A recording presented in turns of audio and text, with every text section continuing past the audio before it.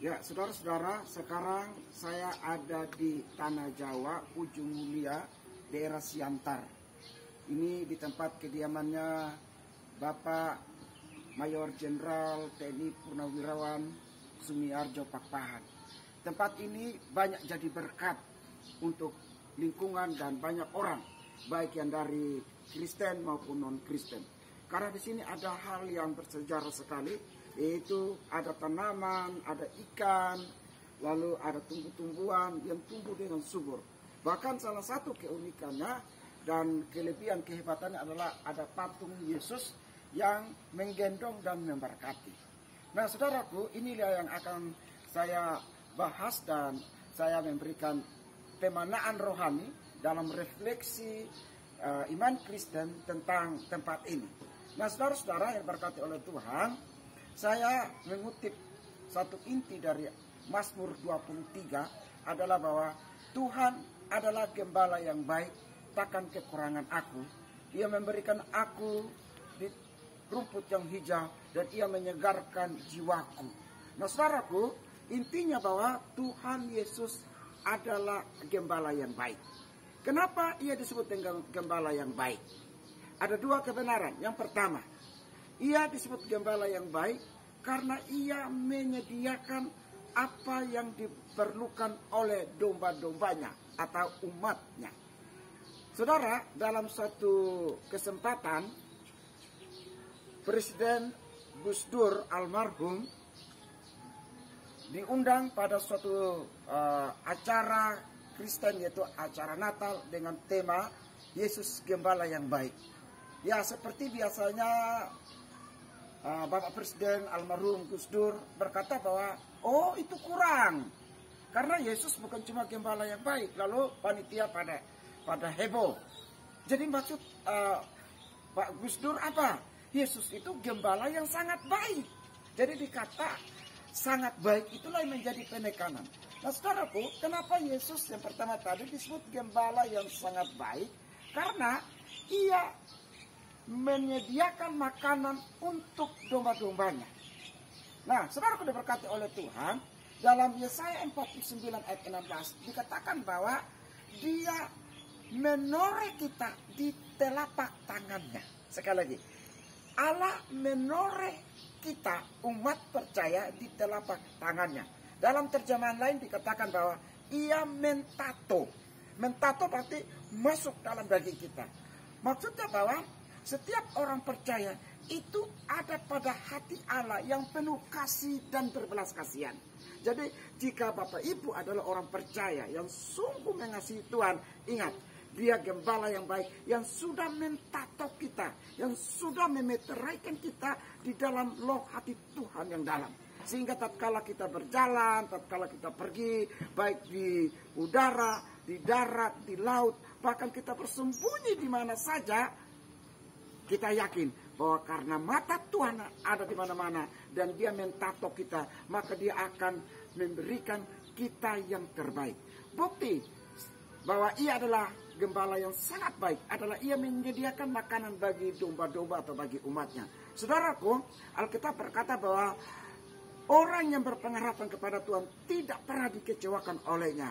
Bahkan Daud membuat suatu survei di dalam Mazmur pasal yang ke-27 ayat yang ke-25 sampai ayat yang ke-35 berkata bahwa dahulu aku muda sampai aku tua, aku tidak pernah melihat anak cucu orang percaya meminta-minta roti.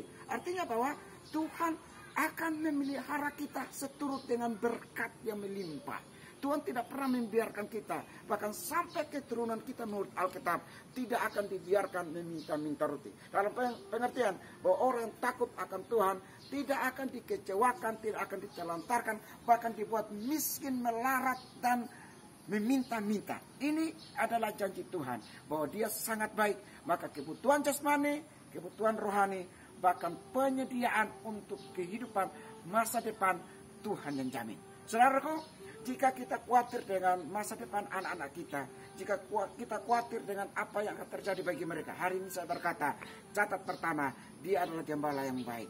Saudaraku, saya pikir kita menyediakan properti, kita menyediakan uang, itu juga adalah hal yang baik, tetapi tidaklah cukup. Kenapa? Karena harta yang ditinggalkan bisa menjadi bumerang untuk perkelahian, menjadi percecokan antara kakak dan adik-adik dan kakak. Karena apa? Harta akan menjadi masalah utama dalam konflik keluarga. Oleh karena itu, yang paling utama adalah kita menyerahkan hidup keluarga, anak-anak, keturunan, bisnis, pekerjaan, kesehatan kita pada gembala yang sangat baik.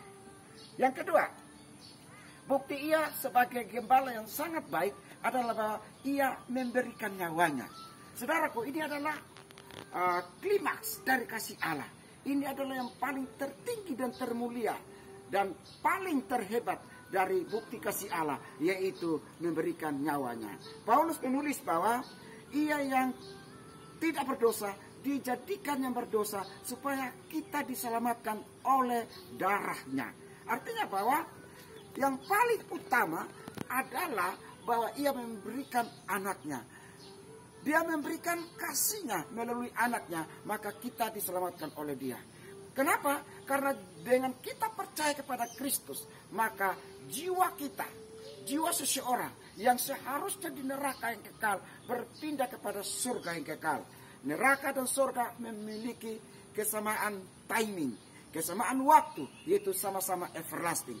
Orang yang di surga tidak akan berpindah ke neraka, dan orang neraka tidak akan berpindah ke surga. Untuk itulah kasih yang terbesar, gembala yang sangat baik itu memberikan nyawanya supaya apa? Kita tidak di surga, kita tidak di neraka yang kekal, tapi kita di surga yang kekal. Untuk itulah mari percaya dalam segenap hidup kita, katakan dia gembala yang baik. Jika kita jadikan dia gembala yang baik, maka alhasilnya adalah bahwa kita akan dipelihara oleh Tuhan. Keturunan anak cucu menantu kita bahkan diberkati dalam negeri sampai ke luar negeri. Karena segala sesuatu yang kita imani dan percaya, dan kita katakan dengan keyakinan yang teguh bahwa dia gembala yang sangat baik. Saudaraku, kalau dia gembala yang baik, maka menurut Paulus dalam kitab Roma pasal 8 ayat 16 dan seterusnya berkata, kalau surga saja dia berikan, maka apakan lagi anaknya. Anaknya yang menjadi pemilik surga. Maka kita percaya kepadanya, maka surga menjadi bagian kita, dan Kristus menjadi bagian kita.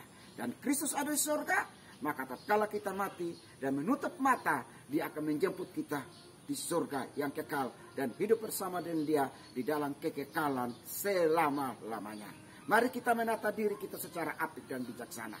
Dalam segala hal, kita tanamkan ini di dalam hidup dan keluarga kita. Katakan, dia sangat baik. Akhir kata, jangan berjeri lelah, bahkan mati-matian mencari sesuatu yang tidak dibawa mati. Sekali lagi, jangan berjeri lelah dan mati-matian mencari sesuatu yang tidak dibawa mati. Tetapi carilah segala sesuatu yang bernilai kekal. Karena itulah yang kita akan jumpai dan temui. Bahkan kita akan nikmati sebagai upah di kerajaan surga bersama gembala yang sangat baik. Gembala yang sangat baik memberikan nyawanya. Dan nyawanya adalah nyawa keselamatan. Supaya kita tidak binasa, tapi kita akan bersama dengan dia dalam kerajaan yang kekal. Mari kita hidup di dalam kasih karunia dan pengharapan pada Sang Gembala yang agung sampai kita menutup mata. Tuhan berkati kita. Salam masal ubraka. Fotoin dong. Ini